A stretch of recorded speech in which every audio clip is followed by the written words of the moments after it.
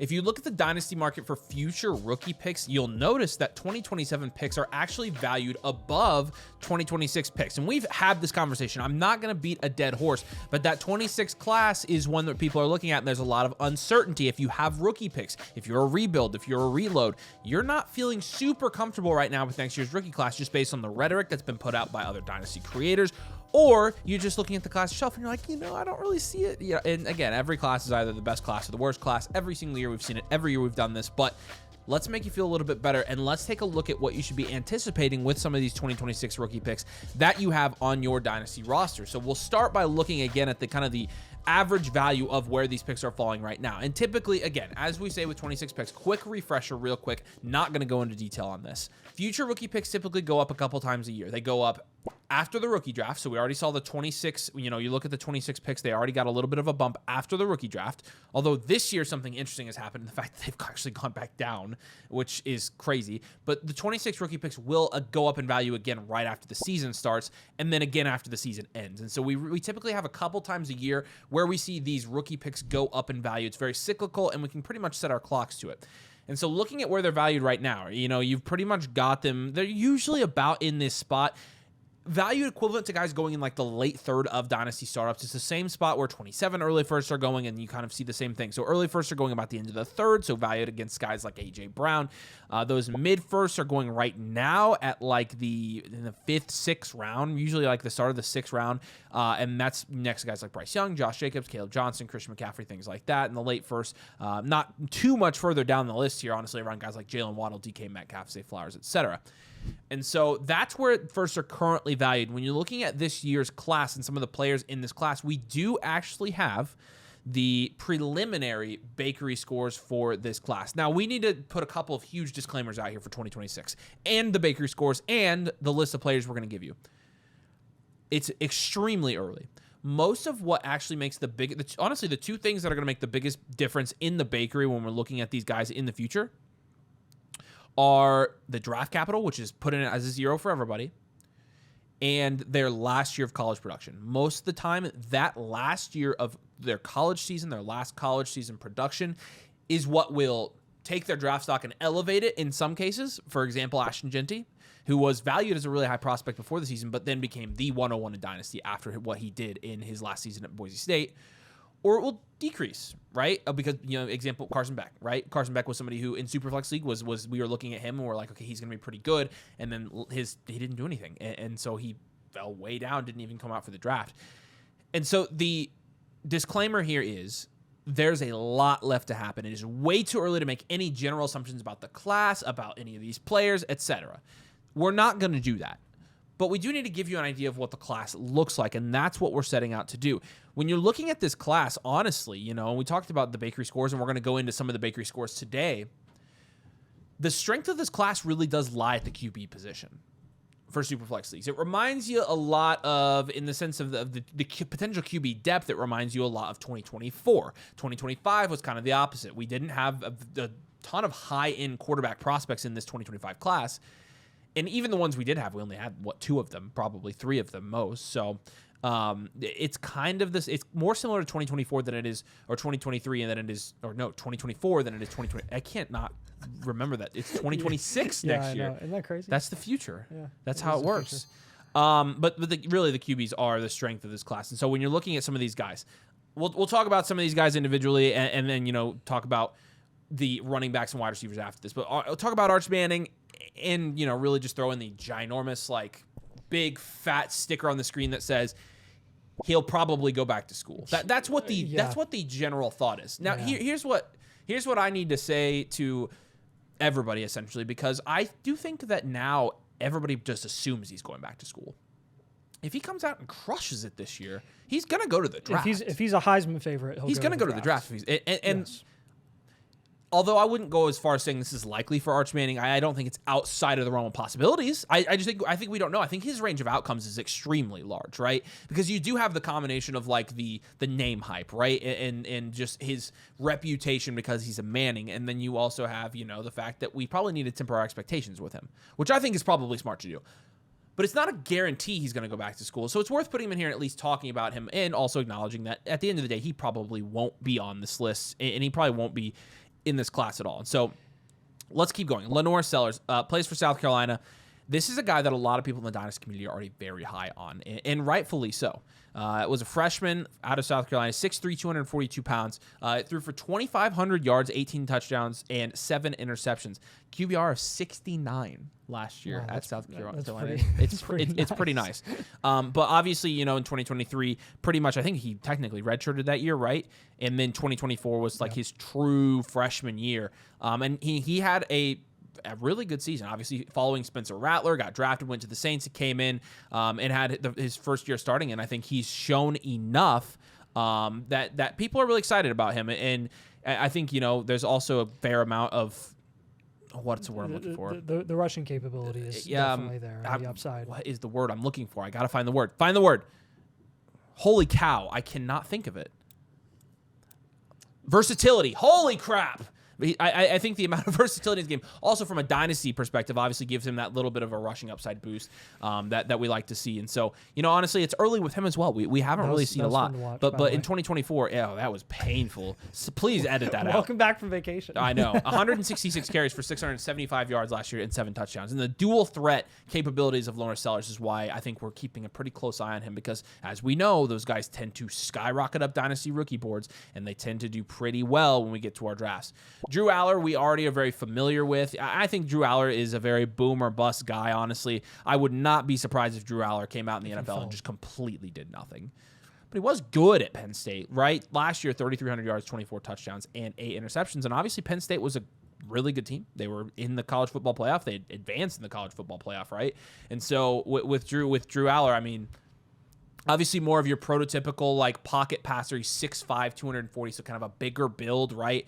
And from a rushing perspective, he doesn't add nothing. Like, he had 300 yards on 96 carries in 2024 and 6 touchdowns. So that's not nothing, but he's not like this super dynamic athlete that we're going to come out and say, okay, this guy's going to have. So you know, Drew Aller, I think he could go both ways. I think he's been inconsistent when he's been playing at Penn State, but part of that is also they really, outside of Tyler Warren last year, pretty much had no wide receivers for him to throw the ball to. And so you saw him heavily utilize Warren, and hopefully, you know, we see a little bit more of his skill set this year with what I would imagine would be a better receiving core. I'm honestly not sure how Penn State did in the portal, but he is somebody that could have come out this year, ended up going back to school, so we're already somewhat familiar with him. Garrett Nussmeier out of LSU. Again, there's the LSU kind of NFL pipeline continues to be very strong, but 6'2", 200 pounds. Last year, again, this is his junior year, 525 attempts. He threw for 64% completion percentage. He had 4,000 yards, 29 touchdowns, and 12 interceptions. And so, obviously, you know, last year LSU was fairly disappointing, right? I mean, by their own standards, I feel like LSU fans would tell you that. The thing with Garrett Nussmeier is he offers you essentially zero rushing upside. He's only had positive rushing yards in college in 2023 of once of his 4 years. Every other year he's been negative. And obviously that includes sack yardage, right? But he's another guy that could end up being somebody that you know catches the eye of an NFL team. Still like your prototypical pocket passer type guy. He's a little bit smaller. Again, he's 6'2", but again, he is somebody that's being mocked right now, I'm pretty sure, in first round in a lot of places. Yeah. So it's worth talking about. Yeah, people suspected that he might declare in 2025. He ended up not and going back to LSU.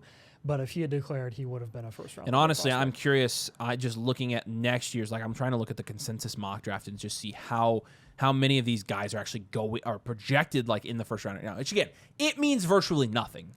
But you know, right now it's Klubnik, Nussmeier, Arch Manning, Sellers, Mendoza, Drew Aller. So that's 6 already. Yeah. And so I'll let you talk about some of these other guys here. But obviously, again, like all of those guys, by the way, were in the top 13. So I mean, take that for what it's worth. It could be very top-heavy QB next year in the class. Yeah, it's very interesting, and you only really know right once you get into like looking deep into these prospects in January, February, March. But you remember Klubnik last year, who he was another guy that a lot of people expected to potentially declare, and there were whispers of him being a riser that would move up boards significantly and potentially be a first-round level prospect guy. And when you saw where Jackson Dart went as the level prospect that he was, I think Klubnik was honestly right there, and I think he could be there if not higher heading into next season. He's shown a lot of really good stuff at Clemson over the years. He's a very mature prospect that's been there for quite a while. And again, he could have declared last season. He didn't. He's coming back. And I think there's a really good chance that if they really show out this year at Clemson, if he shows out at Clemson this season after having a 3,600 passing yard season in 2025 or 2024, 36 touchdowns, only 6 interceptions. I mean, his rating there was like 148, a QBR 78.7. This is one where I think a lot of eyes are going to be on Klubnik. He honestly, I think, is kind of an underrated athlete as well. And then our guy Fernando, who was, I think, the top rated transfer prospect last season. Or I guess this offseason. Well, he would. I'll fact check it, but he was top 10 for. I mean, he was top 10. He was, and the hype keeps building with Fernando, which it does. I think it's warranted. He's going to be in easily the most quarterback friendly situation he's been in. Oh, 100%. I mean, he's being paired with an elite, maybe the best coach in college football in Kurt Signetti, right? Yes, in absolutely. One of the best football programs in the country. Yep. Perennial college football, expanded college football, 12 team college football contender. And you think about it. Exactly. Indiana has made the college football playoffs since they expanded it 100% of the time. Yes. They've never missed it. So there you go. You talk about that. Yeah. So with Fernando last year, he actually had a pretty good showing in a situation that was less than ideal. And like Avery said, obviously heading into a better situation this year at IU, which I never thought I would ever hear that come out of my mouth. But 3,000 passing yards last season, 16 touchdowns, 6 interceptions, plenty of arm talent. And again, according to The Athletic, they actually have him graded in a way too early top 15 offensive prospect ranking, including offensive linemen. He's number 8 overall for all offensive prospects heading into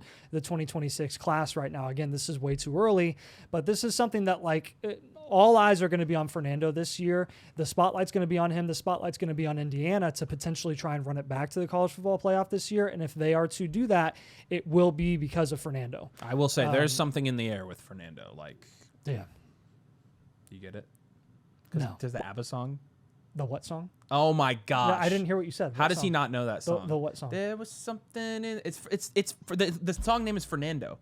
You've never heard that song? No, I don't think I've ever heard that song. Fernando. You're gonna need to learn it before next season. Okay, fine. But he was the 3rd ranked QB transfer prospect. Oh, actually 4th, which is honestly surprising me. Beck was ahead of him by a lot, which okay. But Nico, the guy from Tennessee, he ended up being the top guy because that was a later transfer because of the whole drama stuff. Yeah, and then John Mateer, who went to Oklahoma from I think Washington State, he was ranked. So all in all, again, like one of the top transfer prospects in the country, but. Yep. We love Fernando for a lot of reasons, and then last quarterback. Yeah, and then Sam Leavitt, he's coming out of Arizona State. Obviously, Arizona State had a nice run last year in the CFP, and again, if he's going to be able to show continued growth in that situation where they exceeded expectations last season by a long shot, and they could potentially do that again this year. We'll see. But that's a guy that, again, The Athletic, I think, has him ranked in the top 15 as well right now. So a guy to keep an eye on who, again, you're not going to have, I think, a Cam Scattaboo level running back that's going to help that offense really do well this season. You're really going to have to rely on him and what he's going to be able to do to elevate that offense this season. So eyes on Sam Leavitt to see what he can do at the quarterback position. Then heading over to running back, everyone's been talking about Jeremiah Love. Obviously, his season was cut short last year. He came back healthy towards the end of the season and looked really, really good, as good as everybody expected. He obviously was productive, I think, as a true freshman as well. So heading into this season, his 3rd year with Notre Dame, I think that pretty much he would have to have a really disappointing, like Ollie Gordon level season for him to really plummet down our boards. He is, for all intents and purposes, the running back one pretty much without question this season. I don't think from a prospect perspective, anyone's really going to be sniffing the Jeremiah Love level. He's already in the green tier without a 3rd year of production. And if you give him first round draft capital, which where you look on NFL mock draft database, he's actually 16th there right now. So in the combination of all the mock drafts, he's gonna be a first round pick. Mark my words. Actually, this one's kind of funny because he was a little bit of a late bloomer from a hype standpoint. I don't feel like the hype going into last year for Jeremiah Love was super high, but as people watch him, like I feel like it was kind of the end of the season where people were like, oh, there's Jeremiah Love guy. Now I think when you look at from a dynasty perspective, I think he looks like the Dynasty 101 right now in 2026. I think. I still think with the way that the dynasty landscape is trending with QBs, I still think if you have a guy like Love, he is going to jump those guys. I mean, again, you're looking at his bakery score. He would be in the purple tier. The cornerstone tier is the name of that corner. It's that purple tier now. With the bakery's been getting some updates. And that is with first-round draft capital without his senior season. And again, that's projecting a lot of things, right? It's projecting a 4.40, right? It's projecting his height and weight. It's projecting, again, his draft capital at that point. But it's still a really good sign that you have a running back prospect of this caliber because, again, the guys in the purple tier, might I remind you, Bijan, Todd Gurley, we have the 2015 guys in there. How about that? Bijan, Todd Gurley, Ashton Genty, Saquon Barkley, Jahmyr Gibbs, Ezekiel Elliott, and Christian McCaffrey. 100% hit rate, 100% elite rate, 100% dynasty cornerstone rate, no questions asked. So I don't think it's going to, I mean, barring injury, I think Jeremiah Love is the favorite I think he's the betting favorite to be the 101 next year. I think there are a couple dark horse wide receivers that could get there as well. But Love is somebody that I think you really, really look at for this class and be like, okay, between the quarterbacks and Love, you're at least up to like probably 6 really solid guys. But then you go down to these other running backs here. And we'll show you again, these are very, very, very early preliminary bakery scores, right? But Nick Singleton is another guy that we know plenty about because this is the year, you know, even 2025 was the year we were actually like, hey, Nick Singleton's not that bad. And as the season went on, Nick Singleton only played better. He played very well in the college football playoff. He obviously was complimenting, what the frick is the other guy's name? Help. What is his name? Katron Allen. Thank you, Allen. Obviously, they complemented each other very well. You saw in the Big Ten Championship game, he looked fantastic. And then, you know, they all decided to go back. They obviously clearly want to go after. It's Penn State. They're not going to win a championship. But, I mean, they all decided that they want to try. And so they're going to try. Trying to pull an OSU. And we're going to, yeah, Penn State fans are going to hate me. And I don't even hate Penn State, but that's like a Kmart OSU championship attempt right there. Ooh, man. It's not the same. But Penn State was great, by the way. And I think we play Penn State next year, and they're going to probably beat Penn State. the piss out of us. But so that's self-awareness. Singleton, you know, even though he had a good finish to last year, you give him second-round draft capital, he still only lands in that yellow tier. So he's 4 tiers down. It's fine. That's the Judkins tier. It's fine. And Judkins, you know, had some issues with an analytical profile. We'll see. Maybe, again, the most important thing with these prospects and their analytical profiles is usually the last year of production. Will Nick Singleton come out and have a better year production-wise? If the end of last year tells us anything, I would say yes. Yeah. So that would help his bakery score. But we know plenty about Singleton, and he's a bigger guy. He's 229. So he's 226, and he is, I think, 6 foot tall exactly. So, but obviously crazy athlete, and so.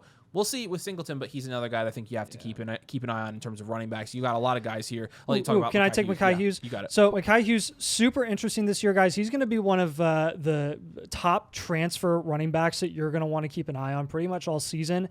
He has had 2 back-to-back as a true freshman and sophomore in 23 and 24, 1,400 rushing yard seasons. He was just under 1,400 yards technically in 23, just over 1,400 in 2024. The receiving usage was okay in 2024, but the efficiency is out of this world, 9.3 yards per reception on 19 receptions for 176 yards. He had 15 touchdowns on the ground, 2 in the air. If this guy can translate this production from Tulane to the big school at Oregon, he is going to be probably one of the biggest risers in 2026 and solidify himself as a top 6 pick in next year's rookie draft. If he has another wildly productive season like this, you're not going to be able to keep him out of some of those top tiers at the running back position, according to the bakery, and with the way that we rank him as well. You've obviously seen Oregon backs be successful in the last couple of years. Jordan James getting 4th-round draft capital, Bucky getting 4th-round draft capital, both of them productive at Oregon. Bucky obviously working out at the NFL level. We'll see with Jordan James what happens there long term. But with Hughes here, he honestly is going to be one of my biggest dark horse candidates this season in the early off season before 26 even starts, or the 2025 season, I guess, even starts. But a guy that I would highly encourage you guys to keep an eye on with Big Ten football this year. Another guy in Big Ten football that I think you need to keep an eye on is Darius Taylor of Minnesota. Obviously, Ryan is peeing his pants in excitement that there's a Minnesota guy on any of these lists. Yeah. But he was just a sophomore last year, and you're looking at what he was able to do. You know, his efficiency obviously dipped year over year from 5.8 to 4.8 yards per carry because he actually had, in his true freshman year, 800 yards rushing. on 138 attempts, which again is very efficient, 5 touchdowns. Obviously, he got a lot more carries, and as you see with these running backs, most of the time when they get more carries, their efficiency actually dips. So 205 carries this last year, 986 yards, but still 4.8 yards per carry, so it's not bad. It's average, and 10 touchdowns. But this is where he really jumps off the page because we always look for this with our dynasty prospects. Yep. He had 54 receptions for 350 yards last year. Here's where the concern jumps in: 6.5 yards per catch, and that's below our threshold, and that's typically historic. Now, again, he's only a sophomore is the good thing. Right. Analytically, already, even as a sophomore, when you're looking at all things equivalent in the bakery, no draft capital, only with the information we have, he's the running back 2 right now for next year. And so he's definitely somebody to keep an eye on this year because of that receiving upside, because he's only a sophomore. And yeah, he could be playing somewhere much better than Minnesota, but he still, I think, has the skill set to perform from a dynasty perspective if he does indeed come out and improve on what he was able to do in his sophomore year. He's only gotten better every year, and we love the receiving upside there.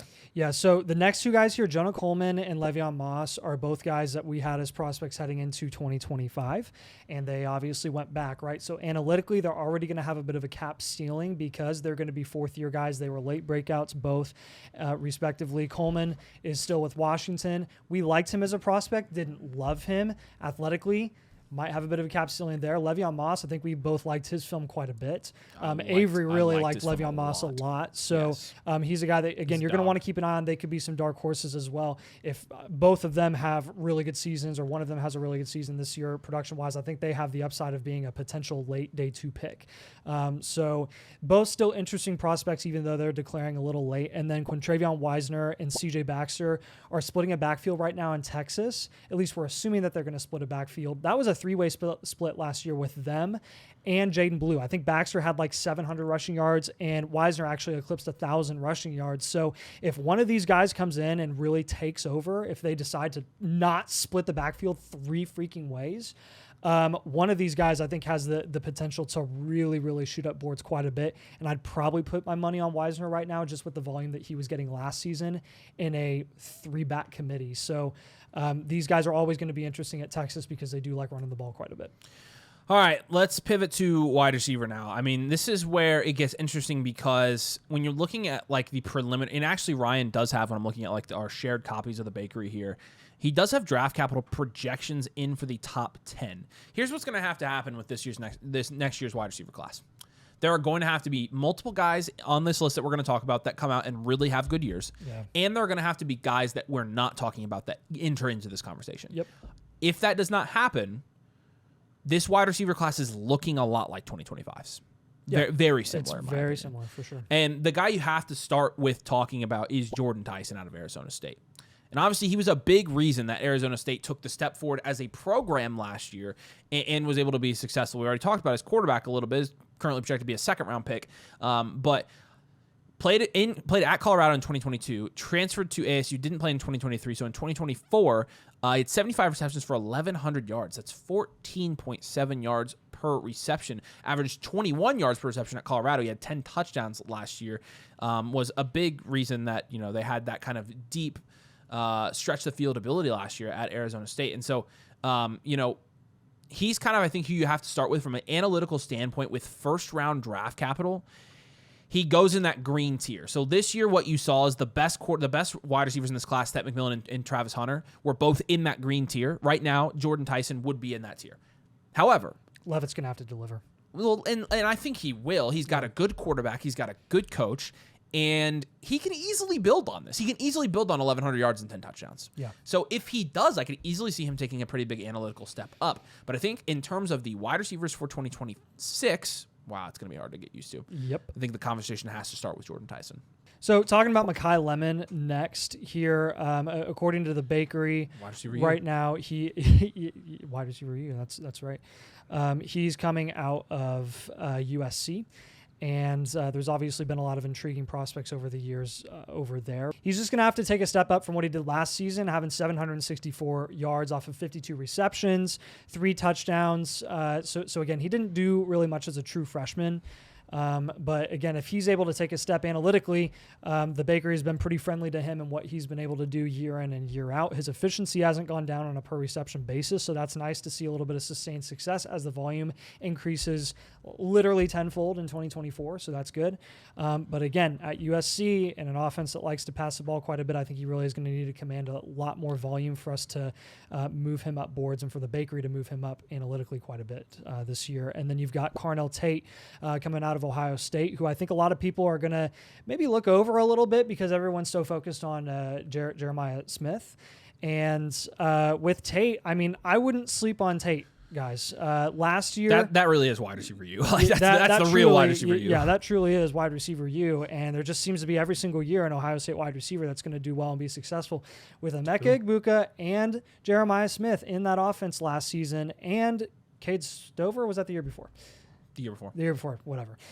Still, last year in 2024, 733 yards and 4 touchdowns on 52 receptions. Oh, and might I add, Quinshawn Judkins and Travion Henderson in the backfield.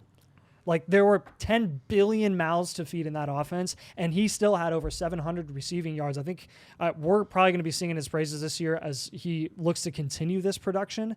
I'm going to be probably pretty big on Carnell Tate this year because he showed a ton of really, really good, more than flashes, consistency last season. I don't see any reason not. It's every year with these wide receivers, and there's usually more than one of them. Yep. In fact, historically, I mean, when you're looking at the last 5 years, there's been at least 2 or 3 of these guys on Ohio State's roster at any given point in time. It's kind of insane. I think that Carnell Tate is no exception to that. Yep. 2 more guys here at the wide receiver position. Eugene Wilson out of Florida obviously had knee surgery during the middle of last season, during what was his sophomore season. But in his freshman year, he had 538 receiving yards and 6 touchdowns. And, you know, I think we would have seen a promising season out of him last year. And so obviously you're looking at the injuries, and that's a little bit of a red flag. But for the most part, I mean, he's somebody that I think could end up having a good season and increasing his stock when it's all said and done. And again, we need multiple of these guys at the end of the day to increase their stock in order for this class from a wide receiver standpoint to have the depth and the strength that we would like to see it in terms of, you know, being a pretty strong dynasty class. And then Denzel Boston, kind of the same thing, except last year was his first year, obviously, without Rome Odunze, without Jalen Polk, without Jalen McMillan, right? And so what did he do in his first year as the one? Obviously, he was a sophomore last year, but 834 yards on 63 receptions. He had 9 touchdowns. And so a solid season for Denzel Boston. He's 6'4", 209 pounds, so he's a bigger body guy. You're looking at his bakery score, and he currently is the wide receiver 4 in the bakery.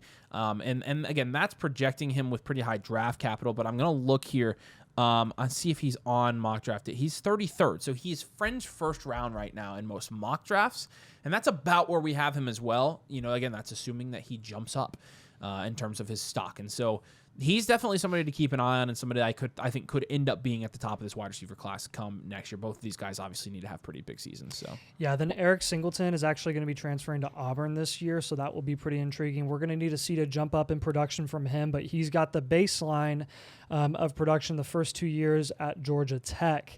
That's going to be really interesting to see if he can build off of that. 2 back-to-back 700-yard seasons as a true freshman and sophomore.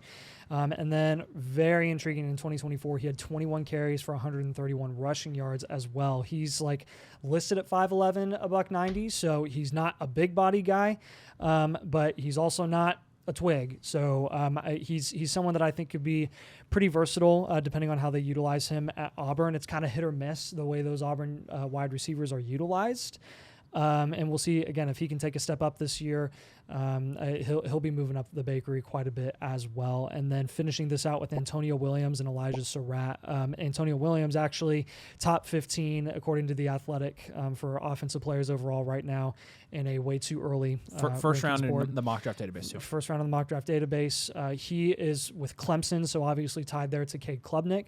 Klubnik, again, one of the most experienced college football wide receivers or experienced college football quarterbacks this year that I think is really going to help Antonio Williams continue to produce. He had over 900 yards last season and 11 touchdowns, over 100 rushing yards as well. He was a punt return guy, so he's going to be on the field quite a bit. That'll be interesting to look at. And then Surratt, he's not going to be a guy that's going to be able to move up analytically that much because he is, I mean, he's been in college. Year, right? This will be his 5th year because he was playing like D2, and then he obviously moves up with with our coach to IU, and he looked pretty solid last season. Had some issues with drops here and there. He doesn't have the best hands, but he did show some nice vertical threat ability and some stuff across the middle of the field. I think you're going to have to see a little more route running versatility, honestly, this season with Fernando than you've seen in years past for him to really move up boards quite a bit. It's not exactly his game either. He's more of a sideline out of bounds guy. But right. I lied. This is going to be his 4th year, so he's not really? he's not as old as we thought. But because he's only. It doesn't say what how old he is, but he's not. Either way, like he had 1,100 yards at James Madison. He's more of a sleeper pick than anything, yep, I think. He is. So, and then real quick, kind of going to these tight ends, and again, tight end is so volatile. Like we have no clue what this is going to look like. But looking at the early bakery scores, we actually don't really have the ranks for these guys yet. So this is the one I think we have the most pause on. But Max Clare, he's going to be playing for Ohio State. He's a transfer, right? And he transferred from Purdue. So, you know, obviously, again, everybody in that Ohio State offense from a passing perspective is a threat. And so I think in terms of the tight ends that are being projected, I don't know what you have seen. I'm trying to see who the top one's projected right now. It's usually him, and then Kenyon Sadiq is also there. Sadiq, again, on the Athletic, is going like he's number 9, right behind Fernando. Okay. And he's a guy that didn't get a ton of usage last year at Oregon because of Terrence Ferguson, but he's super athletic. He's kind of a speedster and can honestly play like a very receiving heavy role at tight end. So like a guy that honestly could translate from a fantasy production perspective to the NFL way better than some of these other prospects might be. Stowers from Vanderbilt, right? Because he's the top guy on the mock draft database. So like consensus, he's the guy that's been going consistently. But he's like a early 2nd round guy at this point. Max Clare's like a late 2nd round guy, it looks like, and so I don't think you're going to see. I mean, you don't have a Loveland or a Warren in this year's class. I don't think unless Max Clare ends up being these guys can jump up like that, though. I mean, if they have a Warren level because year, Tyler Warren was nothing on these lists last year, and so right. We need to stress. This can change a lot. It will change a lot. There are multiple guys that are not on this list that will be top 12 picks in Dynasty next year. Multiple guys, at least multiple guys. Yep. And there are most of these guys. I would say the odds of any of these guys being 1st round picks is very. I mean, there's so much. Probably half these guys will be non-factors at least, and some of them will be going back to school. So, but it's just a look into what the future looks like if you are reload. But again, I need to remind you, as I remind you in every single reload strategy video, you don't have to make these picks when it comes time to do it. When you're investing in the 26th class, you're not necessarily investing in the players of the 26th class. Because if you constantly look at it like that, number one, you're putting yourself at a huge disadvantage from a risk perspective because you'd be drafting way too many rookies.